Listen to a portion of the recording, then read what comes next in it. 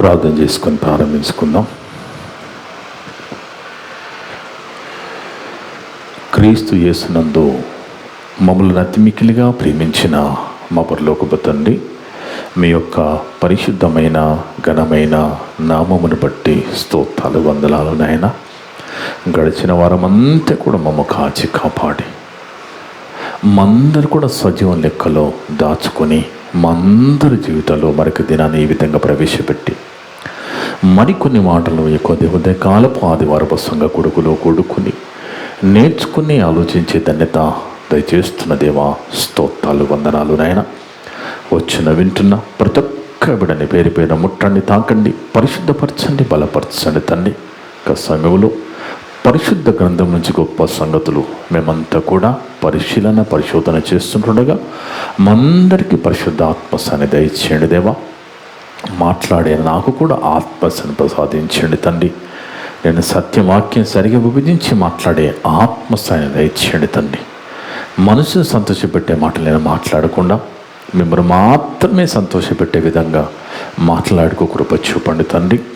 నన్ను నేను తగ్గించుకుని మేము హెచ్చిస్తూ మీకే కీర్తి మహిమ తెచ్చే విధంగా మాట్లాడే భాగ్యాన్ని ప్రసాదించండి తండ్రి. నా ద్వారా మాట్లాడే ప్రతి మాట వింటున్నందరి హృదయాలలో ఫలింపచేయమని సమస్త ఘనత మహిమ ప్రభావాలు మీకే చెల్లిస్తూ మా ప్రభువును మా రక్షకుడును మీ ప్రియ కుమారుడు అయిన యేసుక్రీస్తు వారి పరిశుద్ధ నామమున అడిగి వేడుకొనిచున్నాము తండ్రి. ఆమేన్. ముందుగా దేవునికి స్తోత్రం చెల్లిద్దాం. కూడి వచ్చిన సంఘస్థులకు, ఆన్లైన్ ద్వారా యూట్యూబ్ ద్వారా వింటున్న దేవుని పిల్లలందరూ కూడా యేసుక్రీస్తు నామమున వందనాలు. దేవుని బిడ్డలారా, దేవుని మహాకృపను బట్టి మనమంతా ఈ విధంగా ఇక ఆదివారపు సంఘ కొడుకులు కొడుకొని మరి ఒక గొప్ప సంగతిని పరిశుద్ధ గ్రంథంలో నుంచి నేర్చుకుని ఆలోచించే ధన్యత దయచేసిన తండ్రికి యేసుక్రీస్తు ద్వారా కృతజ్ఞతాస్తుతులు చెల్లిద్దాం. ఆమేన్. దేవుడు సంఘాన్ని ఆన్లైన్ ద్వారా యూట్యూబ్ ద్వారా వింటున్న ప్రతి ఒక్క బిడ్డని ప్రేమించి మనందరి కోసం ఏర్పాటు చేసిన అంశం, దేవుని ఎదుట దుర్గములు ఎలా కూల్చాలి. దేవుని ఎదుట దుర్గములు ఎలా కూల్చాలి. చూడండి, దేవుడు పరిశుద్ధుడు. తన పిల్లలు కూడా పరిశుద్ధంగా బ్రతకాలని కోరుకున్నాడు. అయితే లోకములో మంచి తండ్రులు ఉంటారు. వాళ్ళ పిల్లల్ని అడిగితే మా డాడీ, మా నాన్న మమ్మల్ని బాగా చదివించాడు, మాకు మంచి భవిష్యత్తు ఇచ్చాడని చెప్తూ ఉంటారు. కానీ ఆ తనులందరికంటే మంచి తండ్రి మన దేవుడు.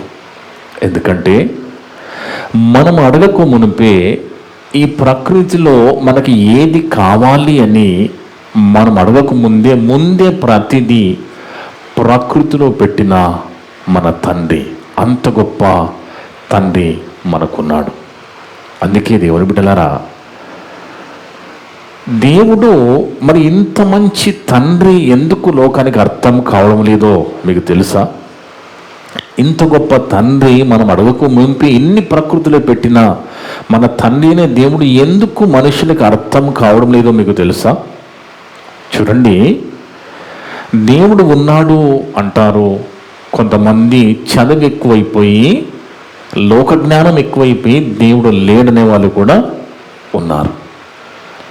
కానీ విచిత్రం ఏంటంటే, ఈ లోకంలో దేవుడు ఉన్నాడు, దయ్యం ఉన్నది. దేవుడు కనపడడు, దయ్యము కనపడదు. దేవుడు కనపడని చాలామంది ఒప్పుకుంటారు. కానీ దయ్యం దగ్గరకు వచ్చే సమయానికి కొంతమంది మాట్లాడుతూ ఉంటారు, మేము దయ్యాన్ని చూశామండి, మా వీధుల్లో రాత్రి తెల్ల చీర కట్టుకొని గజ్జలు పెట్టుకొని గల్ గల్ అని తిరుగుచున్నగా మేము చూచామని మాట్లాడుతూ ఉంటారు. ఇంకా కొంతమంది అయితే శ్మశానములో దయ్యం ఉన్నదండి, చెట్టు మీద కూర్చొని అది ఊగుతూ ఉందని మాట్లాడుతూ ఉంటారు. ఇవన్నీ మనకు చెప్పిన కథలు. మరి దయ్యానికట మరి కాళ్ళు వెనకకుంటాయట, పాదాలు ఇలా మనకు ముందుంటాయి, వాటి వెనకకుంటాయట. చూడండి ఎలాంటి కట్టుకథలు లోకంలో నేర్పించారంటే, వాస్తవానికి మరి తెల్ల చీన కట్టుకుందని చెప్తా ఉంటారు కదా, ఎందుకు పురుషుడుగా ఉండకూడదు దయ్యం? తెల్ల చీర మాత్రం ఎందుకు కట్టుకోవాలి? ఇలాంటి తప్పుడు మాటలు ఎన్నో కూడా లోకంలో చెప్పబడ్డాయి. కానీ దేవుని బిడ్డలారా, దేవుడు ఎందుకు అర్థం కావడం లేదు? ఇంత గొప్ప తండ్రి లోకానికి ఎందుకు అర్థం కావడం లేదు? అది మనము పరిశుద్ధ గ్రంథం నుంచి బాగా ఆలోచించాలి దేవుని బిడ్డలారా. ఎందుకంటే సేవకుడు అనేవాడు, ఎవరైతే సేవకుడిగా ఉన్నాడో, సంఘ కాపరిగా ఉన్నాడో, అలాంటి వారు బైబిల్లో ఉన్నది మాత్రమే చెప్పాలి తప్ప నిరాధారమైనవి, ఆధారము లేనివి ఏది పడితే అది చెప్పకూడదు. ఎందుకంటే దేవుడు ప్రేమ కలిగిన వాడనే చెప్పాలి. దేవుడు కోపపడతానని చెప్పాలి. దేవుడు నరకములు వేస్తాడని చెప్పాలి. ఎందుకంటే బైబిల్లో ఉన్నది చెప్పాలి. బైబిల్లో నరకంలో వేస్తాడని కూడా ఉన్నది కదా, అదే చెప్పాలి తప్ప మరి ఆ తండ్రి అంత కసాయవాడండి, పిల్లని నరకములు వేస్తాడా అని తప్పుడు మాటలు చెప్పకూడదు. పర్వాలేదనకూడదు. సేవకుడు బైబిల్లో ఉన్నది ఉన్నట్టుగా చెప్పాలి. అలా చెప్పమని దేవుడు చెప్పాడు. అయితే పరిశుద్ధ గ్రంథంలోకి వెళ్ళి 2 కొరింథీ పత్రిక 10వ అధ్యాయం 4వ వచనం చదువుకుంటే దేవుని బిడ్డలారా, 2 కొరింథీ పత్రిక 10వ అధ్యాయము 3-4 వచనాలు చదువుదాం. ముందుగా 2 కొరింథీ పత్రిక 10వ అధ్యాయము 3-4 వచనాలు. ఇక్కడ పౌలు గారు మాట్లాడుతున్న మాట, పౌలు గారు ఏమంటున్నారంటే, మేము శరీరదారులమై నడుచుకొనుచున్నను. ఇప్పుడు మనము కూడా శరీరం కలిగిన వాళ్ళగా ఉన్నాము. పౌలు గారు ఏమంటున్నారంటే, మేము శరీరదారులుగా నడుచుకొనుచున్నను, శరీర ప్రకారము యుద్ధము చెయ్యము. అంటే మా యుద్ధం ఉన్నది, మా యుద్ధము శరీరంతో కాదు, మేము శరీరంతో యుద్ధం చేయము అని మాట్లాడుతూ ఉన్నాడు. ఇంకేమంటున్నాడు? మా యుద్ధోపకరణములు శరీర సంబంధమైనవి కావు కానీ అంటున్నాడు. బాగా వినాలి. ఎందుకంటే లోకములో మరి యుద్ధం చేయాలి అంటే యుద్ధానికి ఎలాంటి వాడుతూ ఉంటారు? యుద్ధం చేయాలంటే ఫిరంగులు, బాంబులు, పిస్టన్లు, స్కడ్డులు, ఈ రకరకాల ఆయుధాలు వాడుతూ ఉంటారు కదా, అది లోకంలో యుద్ధం చేయడానికి. కానీ ఈయనేమంటున్నాడు పౌలు గారు అంటే, మా యుద్ధోపకరణములు శరీర సంబంధమైనవి కావు. బాగా వినాలి. ఎందుకంటే మనకు అర్థం కావాలి. అసలు మన దేవుడు ఎందుకు లోకానికి అర్థం కావడం లేదు అంటే, ఇక్కడ చెప్తున్నాడండి, మా యుద్ధోపకరణములు శరీర సంబంధమైనవి కావు కానీ దేవుని ఎదుట దుర్గములను పడద్రోని చాలినంత బలము గలవై ఉన్నవి. అంటే దేవుని ఎదుట దుర్గములు ఉన్నాయంట, అవి బలంగా ఉన్నాయి. దుర్గములు అంటే కోటలు, దుర్గములు అనగా కోటలు. ఆ కోటలు బలంగా ఉన్నాయట, దేవుని ఎదుట ఉన్నాయట. అవి కూలగొట్టడానికి, ఆ దుర్గాలు పడగొట్టడానికి మా దగ్గర ఉన్నవి శరీర సంబంధమైన ఆయుధములు కావు, బాంబులు కావు, అణుబాంబులు కావు, పిస్టన్లు కావు, స్కడ్డులు కావు. ఆలోచించండి. అంటే ఎవడో ఉన్నాడు, వాడు దేవుణ్ణి లోకానికి అర్థం కాకుండా అడ్డుపడుతున్నాడు, అర్థం చేసుకోకుండా అడ్డుపడుతున్నాడు అని ఇక్కడ చెప్తున్నాడు. ఎందుకంటే ఇప్పుడు ఇంత మంచి దేవుడు, ఇంత మంచి తండ్రి, మనం ఏమడగలేదు ఈ భూమి మీద, ఎన్ని రకరకాల ఆహార పదార్థాలు, ఎన్ని రుచులు, రంగులు, ఎంత గొప్ప అద్భుతమైన ప్రకృతిని మనం అడగముందే చేసిన అంత మంచి తండ్రిని ఈ లోకానికి అర్థం కాకుండా చేసేవాడు ఒకడు ఉన్నాడు. వాడు ఏం చేశాడట? దేవుని ఎదుట దుర్గములు కట్టాడట. దేవుని ఎదుట దుర్గములు కట్టాడట. ఆ దుర్గములు కట్టాడు కాబట్టి ఆ దుర్గములు అడ్డుగోడగా ఉండి మనుషులకు దేవుడెవనో అర్థం కాకుండా పోయిందన్నట్టుగా ఇక్కడ పౌలు గారు చెప్తా ఉన్నారు. ఏమంటున్నారు? మేము శరీరధారులమై నడుచుకొనుచున్నను, శరీర ప్రకారముగా యుద్ధము చేయము. మా యుద్ధోపకరణములు శరీర సంబంధమైనది కావు గాని దేవుని ఎదుట దుర్గములను పడద్రోయి చాలినంత బలము గలవై ఉన్నవి. అంటే లోకానికి దేవుడు పూర్తిగా అర్థం కాలేదు, లోకానికి దయ్యము పూర్తిగా అర్థం కాలేదు. చూడండి, అంటే దేవుడు అర్థం కాకుండా చేసేవాడు ఒకడు ఉన్నాడు. వాడు దేవుని ఎదురు దుర్గములు కట్టాడు కాబట్టి ఈరోజు మనుషులకు దేవుడు అర్థం కావడం లేదు, ఆయన గొప్పతనం అర్థం కావడం లేదు. బాగా ఆలోచించి, అంటే మనుషుల్లో ప్రేమ లేదా? దేవుడు పాపిని ప్రేమించాడు కదా. మరి దేవుడు మాకు తెలుసు అని మాట్లాడుతూ ఉన్నారు. మరి దేవుడు తెలిసినప్పుడు మరి ఎదుటి వ్యక్తిని నువ్వు ప్రేమించలేవా? ఎటుపోతుంది మనిషి యొక్క నీతి? నీతి ఎందుకు మనిషి తప్పుతున్నాడు? అందరము అన్నదమ్ములాగా బతకవలసింది పోయి ఎందుకు ఈ విధంగా కక్షలు మెచ్చుకుంటూ ఉన్నారు? నాకు దేవుడు తెలుసు అంటున్నారు, కానీ తెలుసు అనుకుంటూ వెళ్ళిపోతున్నారు. నీకు దేవుడు తెలిస్తే నువ్వు తోటివాన్ని ప్రేమించగలవు కదా. ఒక మనిషిని మనము చంపితే పుట్టించగలమా? బతికించగలమా అండి? ఒక మనిషిని చంపేస్తే బతికించలేము కదా. మరి ఎందుకు ఇంత కఠినంగా మారిపోయి మాకు దేవుడు తెలుసు, మా పాట దేవుడు వింటాడు, మేము ఇచ్చే బలులు అంగీకరిస్తామని వెళ్ళిపోతూ ఉన్నారు. కానీ దేవుని బిడ్డలను బాగా ఆలోచించండి. ఏ దుర్గములైతే, ఏ కోటలైతే వాడు కట్టాడో, AK-47తో మనుషుల దగ్గర ఏమున్నాయి? AK-47లు ఉన్నాయి, బాంబులు ఉన్నాయి, అణుబాంబులు. వీటితో కూల్చే కోటలు కావవి. బాగా అర్థం చేసుకోవాలి. ఏదైతే కోటలు కట్టబడ్డాయో, దుర్గములుగా దేవుని ఎదుట కట్టబడ్డాయో, ఆ కట్టబడిన వాటిని బట్టి దేవుడు లోకానికి అర్థం కాకుండా పోయాడో అవి కూల్చాలంటే AK-47లు బాంబులతో పని జరగదు. ఎందుకంటే అవి పటిష్టంగా కట్టబడ్డాయి. ఆ కోటలు కట్టింది మరి ఎవరో కాదు, సాతాను, దయ్యం అనేది. వాడు ఏం చేశారంటే తండ్రి దేవుడు అర్థం కాకుండా దుర్గములు కట్టేసి, కోటలు కట్టేసి, ఇక రకరకాలుగా మనుషులను తప్పిదారులకు నడిపించుకుంటూ ఆఖరికి ఎలా చేస్తున్నాడంటే ప్రజల్ని ఒక ట్రాన్స్లోకి తీసుకుని వెళ్ళిపోయాడు. వాడు ఒక ట్రాన్స్లోకి తీసుకుని వెళ్ళిపోయాడండి. అర్థం కావడం లేదు జనాలకి. వాళ్ళు ఏం చేస్తున్నా అర్థం కావడం లేదు. ఎందుకు దేవుడు అర్థం కావడం లేదంటే ఆ కోటలు కట్టబడ్డాయి కాబట్టి అవి కూల్చడానికి, ఆ కోటలు కూల్చబడడానికి మనిషి చేతిలో ఉన్న AK-47లు లేదా పిస్టళ్ళు పనిచేయవు. అవి కూల్చడానికి కావాల్సింది ఏందో తెలుసా?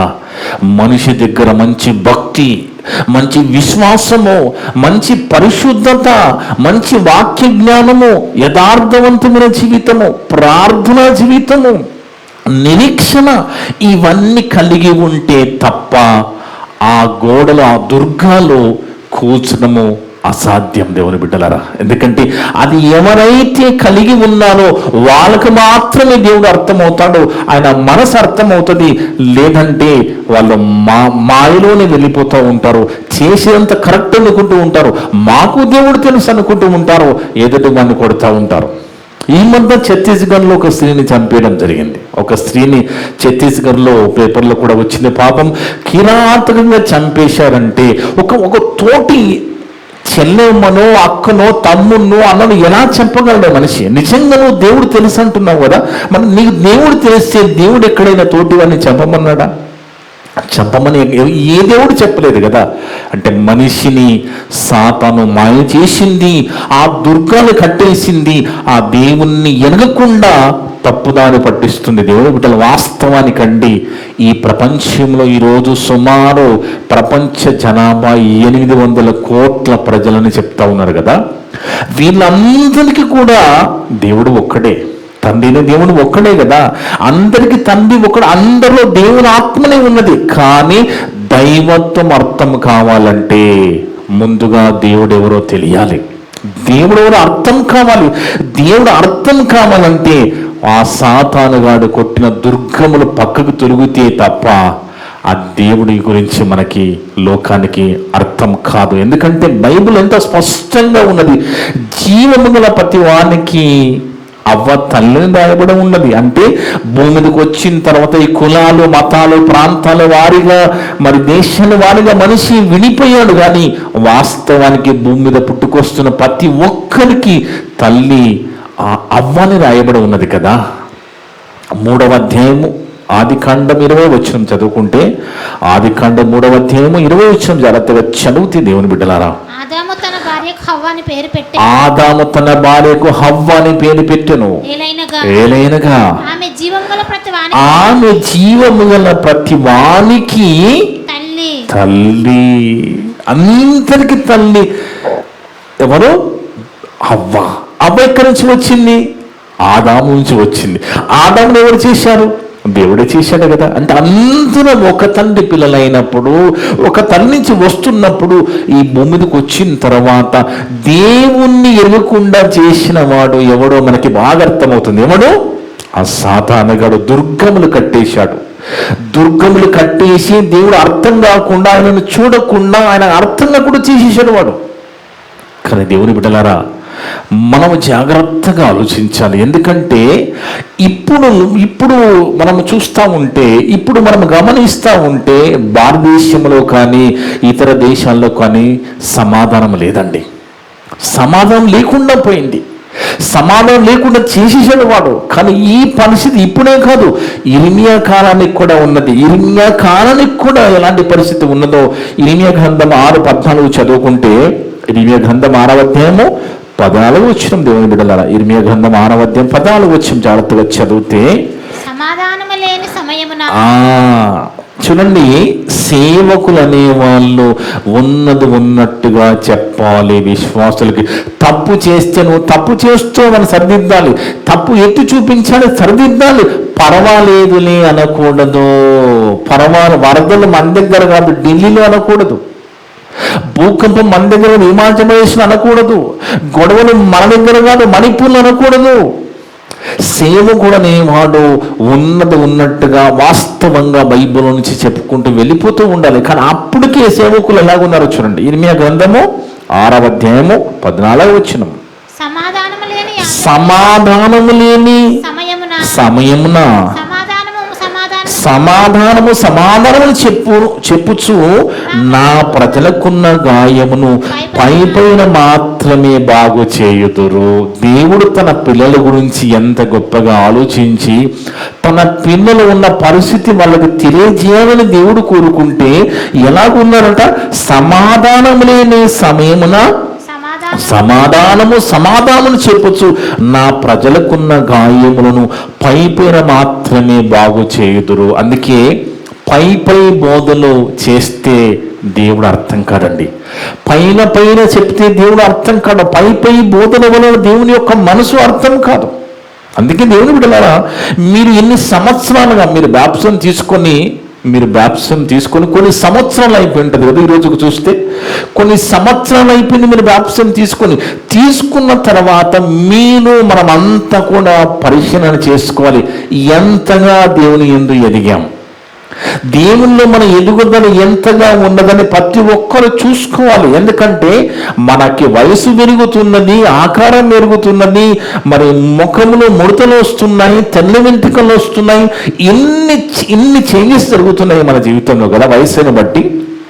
కానీ వీటన్నిటిలో ఇవన్నీ మారుతున్నాయి. కానీ మన విశ్వాస జీవితము, మన భక్తి జీవితము, మన వాక్యములు ఎంత ఎదిగామో, ఎంత దేవుళ్ళు ఎదిగామనేది చాలా ప్రాముఖ్యంగా మనం చూసుకుంటూ ఉండాలి దేవుని బిడ్డలారా. ఎందుకంటే ఎలాగూ లోకముకి దేవుని దగ్గరికి రావడం కష్టమండి.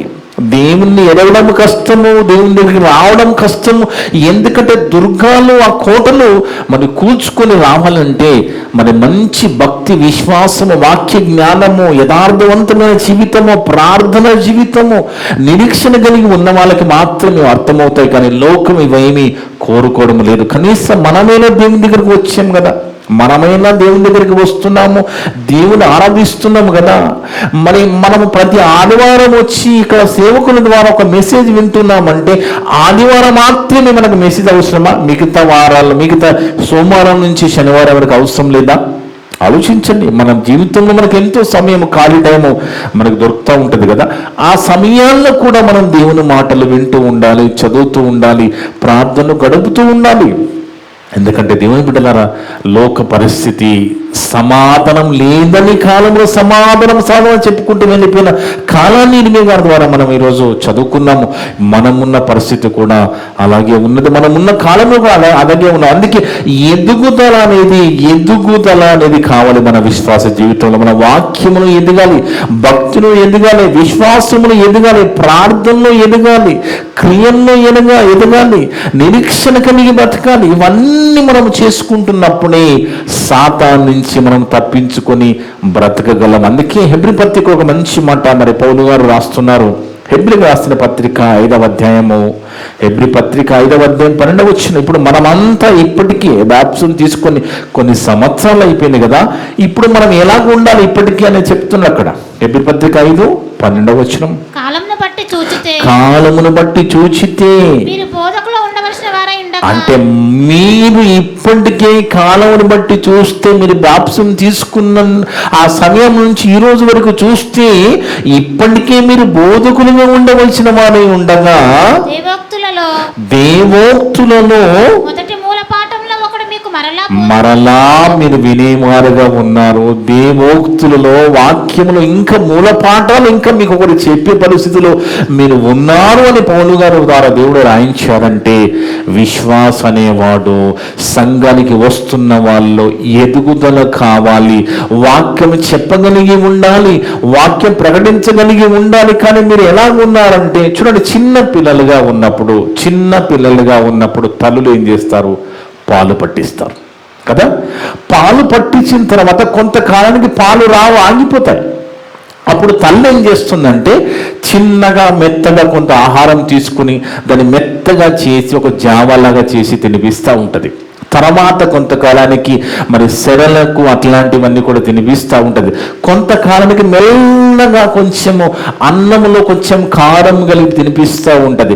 ఇంక కొంతకాలానికి కొంచెం పెద్దగా ఎదిగిన తర్వాత మెల్లగా అన్ని తినే పరిస్థితిలోకి ఆ పిల్లలు వచ్చేస్తారు. పెద్దగా అయిన తర్వాత ఒక 40, 30, 40, 50 సంవత్సరాలు వచ్చినాక కూడా సెర్లాక్ తినిపించారు కదా. తినిపిస్తారా? 50 సంవత్సరాలు సెర్లాక్ తినిపిస్తే ఎలాగుంటుందండి? బలం సరిపోదు, శక్తి సరిపోదు. అంటే వయసును బట్టి తిండి మారిపోయింది కదా. వయసును బట్టి తిండి మారిపోయింది. 40, 50 సంవత్సరాలకి సెరలాక్ పంచేది మంచి భోజనము, మంచి న్యూట్రిషన్ ఫుడ్, బలమైన ఆహారము మనకు అవసరమని మనకు తెలుసు, మనం తింటున్నాము కదా. మరి అదే విధంగా మరి దేవుని విషయంలో ఇంకా చిన్న పిల్లల్లాగా ఉంటే ఎలాగా అంటున్నాడు ఇక్కడ పౌలు గారు. మళ్ళా చదవమ్మా. కాలమును బట్టి చూచితే మీరు బోధకులుగా ఉండవలసి ఉండగా, దేవోక్తులలో మొదటి మూల పాఠములను ఒకడు మీకు మరలా చెప్పే పరిస్థితులు ఎందుకుంటారో, వాక్యం చెప్పేవారిగా, వాక్యంలో ఎదిగేవారిగా ఉండాలి కదా ఇప్పటికీ. ఎందుకంటే బాప్టిజం తీసుకుని ఎన్నో సంవత్సరాలు అయిపోయింది కదా అంటున్నాడు దేవుడు. అంటే ఎదుగుదల జీతములో, ఎదుగుదల వయసులో, ఎదుగుదల దీంట్లో కాదు, లోకములో కాదు, దేవుల్లో ఎదుగుదల, వాక్యంలో ఎదుగుదల ఉండాలని దేవుడు కోరుకుంటున్నాడు. దేవుని బిడ్డలారా, ఎందుకంటే మనకి బాగా తెలుసు ఈ లోకములో ఒక మాయగాడు ఉన్నాడు, మాయలోనే ఉన్నాడు. వాని గురించి ఎవరు చెప్పరు, వాని జోలి కూడా పోరు. సాతానుగాడు ఎంత తెలివైన వాడంటే వాని గురించి చెప్పే విధంగా మరి ఎవరికి అవకాశం ఇవ్వడు. వాడు లేనట్టుగా, వాడంతా మంచి పనులు చేస్తున్నట్టుగా మనుషులు మాయలకు వెళ్ళిపోతూ ఉంటారు. కానీ దేవుని బిడ్డలారా, ఆ సాతాన్ అనేవాడు ఒకడు ఉన్నాడు, వాడందరినీ తప్పుదారి పట్టిస్తున్నాడు అనేది మనం గుర్తుపెట్టుకోవాలి దేవుని బిడ్డలారా. అందుకే చూడండి, ఒక టీచర్ మీలో ఉన్న ఒక టీచర్ ఉన్నారనుకోండి.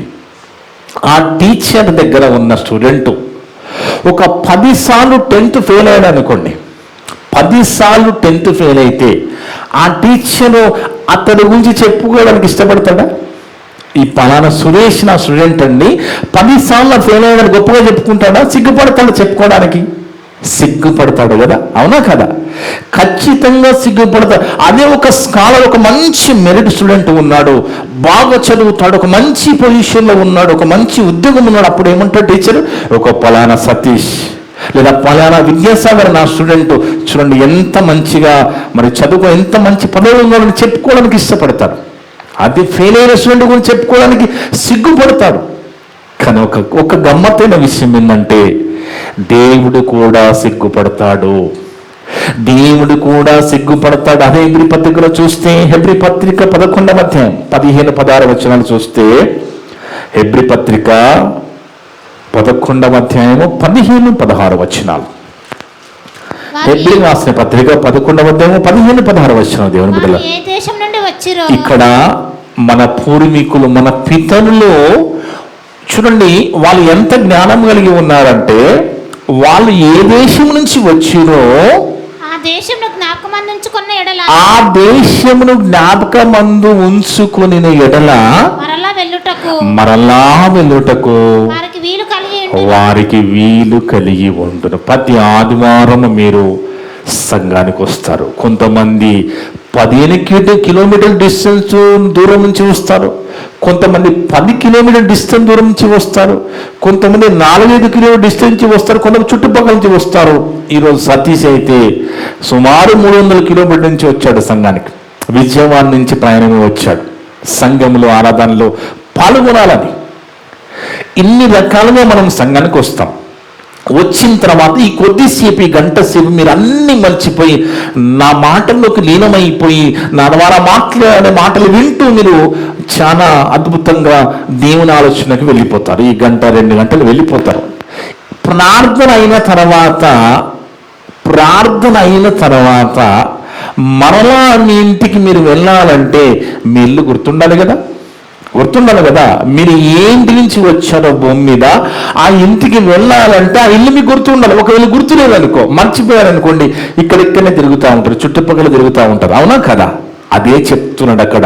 మన పితరులు వాళ్ళట ఏ దేశం నుండి వాళ్ళు వచ్చిరో ఆ దేశమును జ్ఞాపకమందు ఉంచుకొని ఎడల మరలా వెళ్ళుటకు వారికి వీలు కలిగి ఉండును. అయితే అంటే వాళ్ళు చూడండి, మరి శ్రేష్టమైన దేశం ఈ భూమి మీద ఉన్న మంచి వాగ్దత్త భూమి కనాను దేశము ఇది కాదట, మరి శ్రేష్టమైన దేశం కోరుకుంటున్నారు వాళ్ళు. మనం భూమి మీదనే అన్ని కావాలనుకుంటున్నాం, కానీ వాళ్ళు మరి శ్రేష్టమైన దేశము అనగా పరలోక సంబంధమైన దేశమును కోరుచున్నారు. అంటే ఇక్కడ దేవుడు మనకి ఏమి చెప్తున్నాడంటే, వాళ్ళు భూమి మీద బ్రతికారు, వాళ్ళకి భూములు ఉన్నాయి, వాళ్ళు పంటలు పండించుకున్నారు, వాళ్ళు బతకడానికి ఆ కాలంలో జంతువులు గొర్రెలు ఉన్నాయి, గొర్రెలు కాసుకున్నారు, రకరకాలుగా బతికారు. కానీ ఇవన్నీ కలిగి ఉన్నప్పటికీ కూడా వాళ్ళకి ఒకటి గుర్తుందంట. ఏంటి? మా లోకం ఇది కాదు, మా దేశం ఇది కాదు, మాది పరలోకం. మేము పరలోక వారసులం. మేము ఆ పరలోకం మేము వెళ్ళాలని బతికారట. అర్థముందా దేవుని బిడ్డలారా? వాళ్ళు ఎప్పుడు కూడా ఈ భూమి మీద ఏది ఉన్నా లేకపోయినా వాళ్ళ గురి, వాళ్ళ ఆలోచన ఏమున్నది? మాది ఈ లోకము కాదు, ఇది శాశ్వతమైన లోకము కాదు. ఖచ్చితంగా ఏదో ఒక రోజు అందరూ చనిపోవలసిందే, దాంట్లో ఏం అనుమానం లేదు.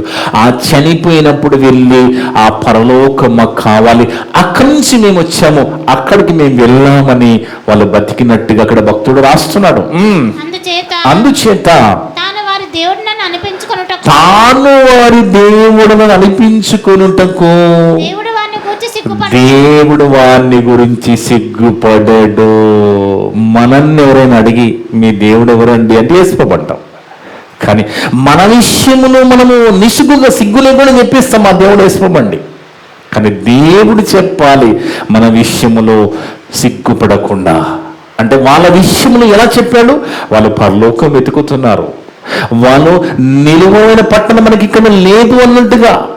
వాస్తవానికి ఆ పైన వచనంలో చదివితే అబ్రహాంకి దేవుడు ఒక దేశాన్ని ఇచ్చాడండి. అబ్రహాంకి పలస్తీనా దేశాన్ని ఇచ్చాడు. పలస్తీనా దేశమే మన మహా అంటే తిప్పికొడితే ఒక కొన్ని ఎకరాలు, ఒక 300-400 గజాల మన ప్లాట్లు, ఇండ్లు ఉంటాయేమో. ఒక దేశాన్ని, పాలస్తీనా దేశాన్ని అబ్రహాముకి ఇస్తే ఆయన గుడారాలు వేసుకొని బతికారట. ఎందుకు? నిలివరమైన పట్టణం మనకి ఇక్కడ లేదు, ఇది వదిలిపెట్టి పోవలసింది. ఎందుకు ఇదంతా మాకు వద్దు, మాకొక శాశ్వతమైన పట్టణం ఉన్నది, పరలోకం, మేము అక్కడికి వెళ్ళాలని బతికారు. కాబట్టి వాళ్ళ విషయంలో దేవుడు వాళ్ళ గురించి చెప్పడానికి సిగ్గుపడడం లేదు. మరి మన విషయంలో చెప్పగలడా? నీ విషయంలో, నా విషయం దేవుని మాట చెప్పగలడా? చెప్పగలిగే విధంగా మనం ఉండాలండి. ఎందుకంటే ఇవన్నీ కనపడవు. ఇవన్నీ ఇప్పుడు నేను చెప్పిన ఇవన్నీ కనబడతాయి మనకి, ఇవన్నీ కనబడవు. కానీ మన చరిత్ర పరలోకంలో ఇదంతా కూడా జరుగుతూ ఉంటుంది. మనకు కనపడకపోవచ్చు, కానీ ఇదంతా కూడా చరిత్ర పరలోకంలో జరుగుతూ ఉంటుంది. అందుకే మన గురి ఒక మంచి మాట మన సొలొమోను భక్తుడు అంటాడు ప్రసంగి గ్రంథంలో. ప్రసంగి గ్రంథం 10:15 చూడండి. ప్రసంగి గ్రంథం 10:15 వచ్చిన ఊరికి పోవు త్రోవ ఎరుగని వారు. ఏంటి మన ఊరు? పరలోకం మన ఊరు. ఒకవేళ మన ఊరు ఈ భూమి మీద ఉన్న మన ఈ ప్రాంతాలు మన అయితే ఇక్కడనే ఉండేవాళ్ళం శాశ్వతంగా. ఇవి కావు కాబట్టి లోకాన్ని విడిచి వెళ్ళిపోతున్నాడు మానవుడు. ఇది అర్థం లేకుండా చేసిన వాడు ఎవడున్నాడు? సాతానుగాడు ఉన్నాడు. వాడు ఏం చేశాడు? కోటలు కట్టేశాడు, దుర్గాలు కట్టేశాడు. ఆ దుర్గాలు కూలగొట్టాలంటే మన చేతిలోనే ఉన్నది. మనకే దేవుడు ఆ పదవి మనకే అప్పచెప్పాడు, ఆ బాధ్యత మనకే అప్పచెప్పాడు. అందుకే దేవుడు బిడ్డలారా, ఊరికి పోవు త్రోవ ఎరుగని వారై బుద్ధిహీనులు తమ ప్రయాస చేత ఆయాసపడతారట. మనిషి ఉద్యోగములో ఆయాసము, వ్యాపారములో ఆయాసము, అవునా? తినడంలో ఆయాసం, ఎక్కువ తిన్న ఆయాసమే, అవునా కదా? వాస్తవం కాదండి. దేవుడు వాస్తవంలో మాట్లాడతాడండి.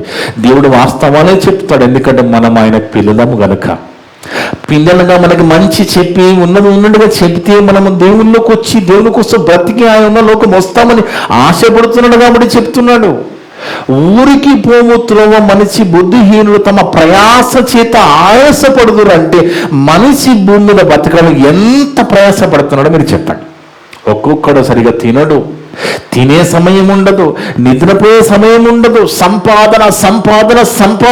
విచిత్రం ఏంటంటే సడన్గా ఒక బకెట్ దండేస్తాడు, కన్ను మూస్తాడు, వట్టి చేతులతో వెళ్ళిపోతాడనేది కూడా తెలుసు మనిషికి.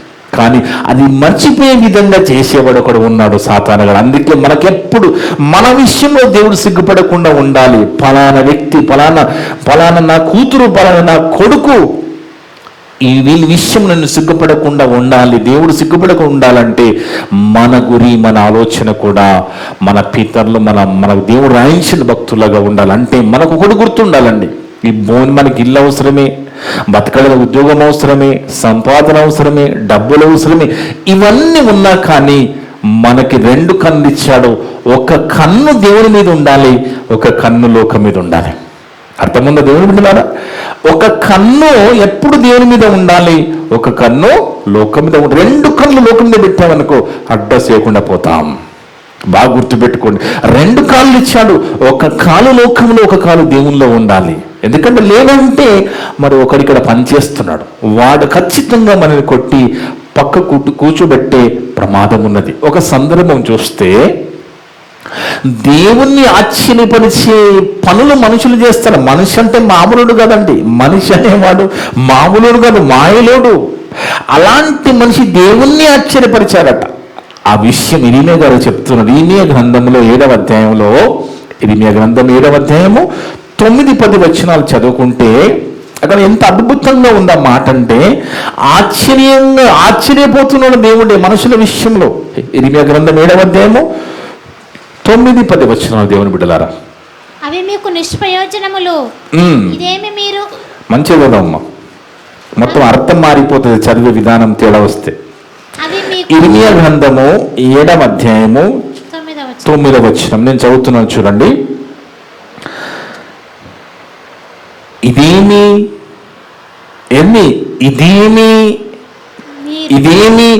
మీరు జార చోన క్రియలను నరహత్యను చేయుచు అబద్ధ సాక్ష్యం పలుకుచు బయలునకు ధూపము వేయుచు మీరెరుగని దేవతలను అనుసరించుచున్నారే.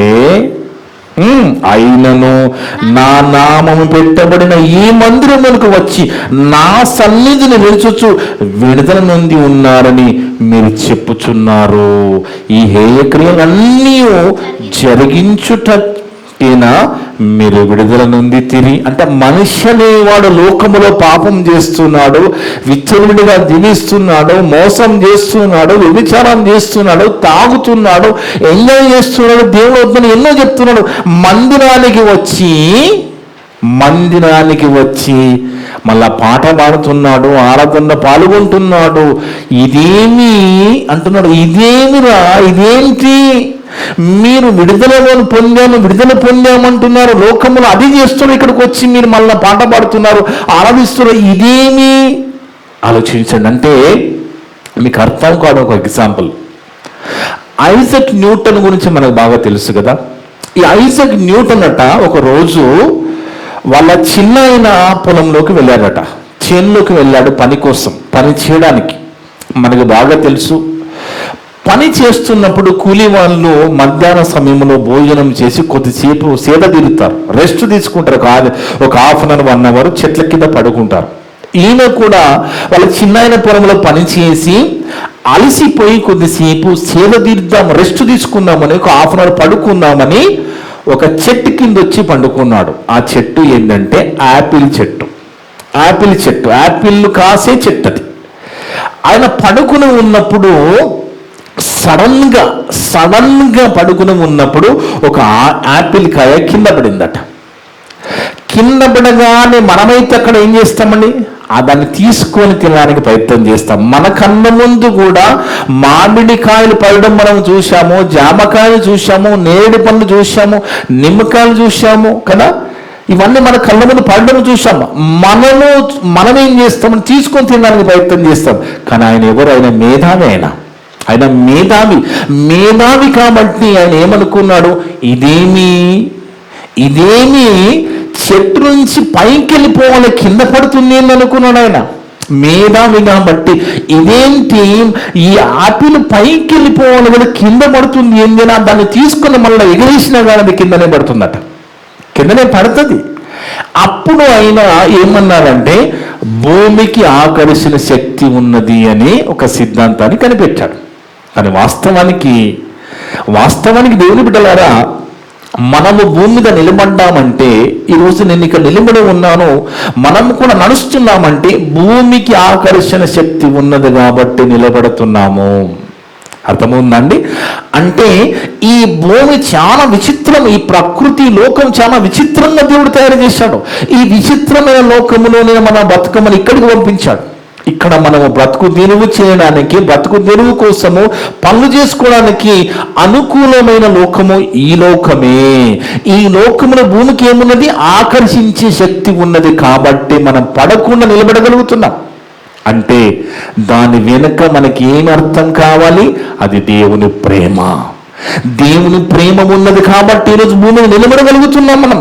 భూమికి ఆకర్షణ శక్తి పెట్టింది ఆయన. న్యూటన్కి ఇది ఆకర్షణ శక్తి ఉందనుకున్నాడు, కానీ దాంట్లో దేవుని ప్రేమ ఆయనకు అర్థం కాలేదు. అర్థమవుందండి? ఇది ప్రేమ అనుకునేది ఆయన, కానీ మనకు అర్థమవుతుంది దాంట్లో దేవుని ప్రేమ ఉన్నదని. అదే విధంగా చాలా మంది కొన్ని సంవత్సరాల సంఘాలకు వస్తున్నారు, మేము మారామంటున్నారు, విడుదల పొందామంటున్నారు. ఎక్కడ వేసిన గొంగడ అక్కడనే ఉన్నదిరా, ఇదేమి అనే సందర్భంలో అక్కడ ఇర్మియా గారి ద్వారా రాయబడిన మాట వాస్తవానికండి.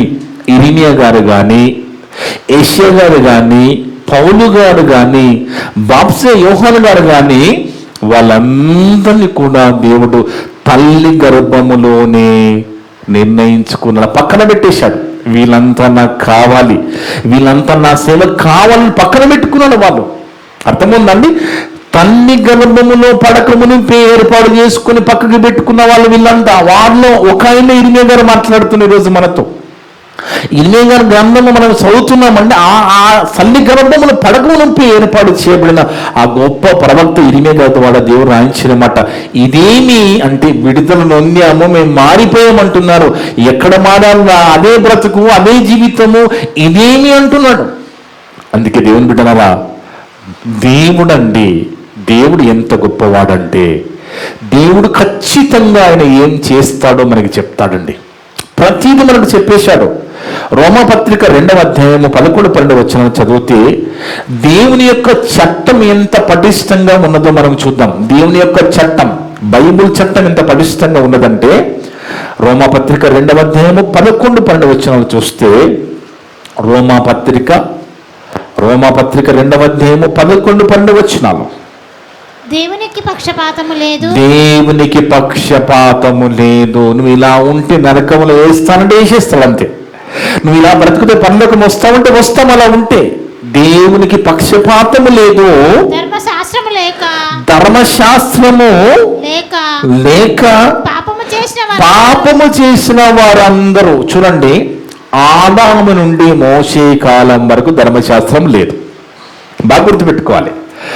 ఆదాము నుండి మోషే గారు భూమి మీదకి పుట్టే సమయం వరకు ధర్మశాస్త్రం లేదు, కానీ ధర్మం ఉన్నది. ధర్మశాస్త్రం లేదు కానీ ధర్మం ఉన్నది. నువ్వు పండు తింటే చచ్చిపోతావని చెప్పేశాడు ఆత్మీయంగా కదా.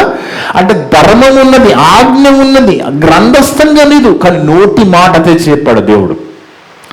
నోటి వాక్కు చేత తన పిల్లలకి చెప్పాడు. అంటే ధర్మం ఉన్నది, ధర్మశాస్త్రం లేదు. అలాగని వాళ్ళు తప్పు చేసి వదిలిపెట్టాడా? ఇది గుర్తుపెట్టుకోవాలి. ధర్మశాస్త్రము లేక పాపము చేసిన వారందరూ ధర్మశాస్త్రం లేకయే నశించెదరు. ధర్మశాస్త్రం లేని కాలంలో దేవుడు వదిలిపెట్టలేదు. తర్వాత ధర్మశాస్త్రము కలిగిన వారి పాపము చేసిన వారందరూ ధర్మశాస్త్రానుసారముగా తీర్పు నొందుదురు. ధర్మశాస్త్రం వచ్చిన తర్వాత, ధర్మము అనే శాస్త్రము, లా వచ్చిన తర్వాత, దేవుని చట్టం వచ్చిన తర్వాత దాని ప్రకారంగా పాపము చేసిన వారందరూ ఆ ధర్మశాస్త్ర ప్రకారంగానే తీర్పు నొందుదురు. ఇంకా ధర్మశాస్త్రం వినువారు దేవుని దృష్టికి నీతిమంతులు కారు గాని ధర్మశాస్త్రం అనుసరించి ప్రవర్తించు వారే నీతిమంతులుగా ఎంచబడుదురు. అంటే ధర్మశాస్త్రం లేని కాలంలో దేవుడు వదిలిపెట్టలేదు. ధర్మశాస్త్రం వచ్చిన తర్వాత తప్పు చేస్తే, పాపం చేస్తే వదిలిపెట్టలేదు. ఇప్పుడు మనకైతే క్రొత్త నిబంధననే శాస్త్రము, ధర్మశాస్త్రం కొత్త నిబంధన వచ్చేసింది. ఇప్పుడు మనకిగా కొత్త నిబంధనని పర్ఫెక్ట్ చట్టం వచ్చింది. ధర్మశాస్త్ర ప్రకారంగా ఒక స్త్రీ వ్యభిచారం చేస్తుండగా ఎవరైనా చూస్తే రాళ్లతో కొట్టి చంపమని చెప్పింది ధర్మశాస్త్రం. ధర్మశాస్త్రాన్ని యేసుబాబు కొట్టివేశాడని మనం కొత్త నిబంధనలు చదువుకుంటాం. అంటే ధర్మశాస్త్రం కొట్టివేశాడు కానీ ధర్మం కొట్టివేయలేదు. ధర్మశాస్త్రం కొట్టివేయడం అంటే దాంట్లో ఉన్న బలులు, దాంట్లో ఉన్న ఆచారాలు, పద్ధతులు అవి కొట్టివేయబడ్డాయి, కానీ ధర్మం మాత్రం అలాగే నిలిచి ఉన్నది. పాత నిబంధన కాలంలో ధర్మశాస్త్ర ప్రకారంగా స్త్రీ వ్యభిచారమున పట్టుబడితే చూస్తే రాళ్లతో కొట్టి చంపమని చెప్పింది ఆ ధర్మశాస్త్రం. కానీ క్రొత్త నిబంధన ఏం చెప్పింది? యేసుబాబు ఏం చెప్పాడండి? ఒక స్త్రీని మోహపు చూపుతో నువ్వు చేస్తే నువ్వు వ్యభిచరించినట్టే. అంటే ఎలాగుందంటే పాత నిబంధనలో ధర్మశాస్త్రంలో చెప్పింది ఒక బిందె నీటి మీద నెత్తి మీద పెట్టినట్టుగా ఉన్నది. యేసుబాబు చెప్పిన మాట ఒక 10 బిందెలు నెత్తి మీద పెట్టినట్టుగా ఉంది, ఒక పెద్ద బండరాయి నెత్తి మీద పెట్టినట్టుగా లేదు. ఒక స్త్రీని నువ్వు మోహపు చూపుతో చూస్తే ఇమీడియట్ గా నీ హృదయంలో నువ్వు వ్యభిచరించి, ఇది కష్టంగా లేదు దేవుని బిడ్డలారా. అంటే ధర్మశాస్త్రం లేక మునుపు దేవుడు వదిలిపెట్టలేదు పాపం చేస్తే, ధర్మశాస్త్రం కలిగిన తర్వాత ఇచ్చిన తర్వాత పాపం చేసి వదిలిపెట్టలేదు.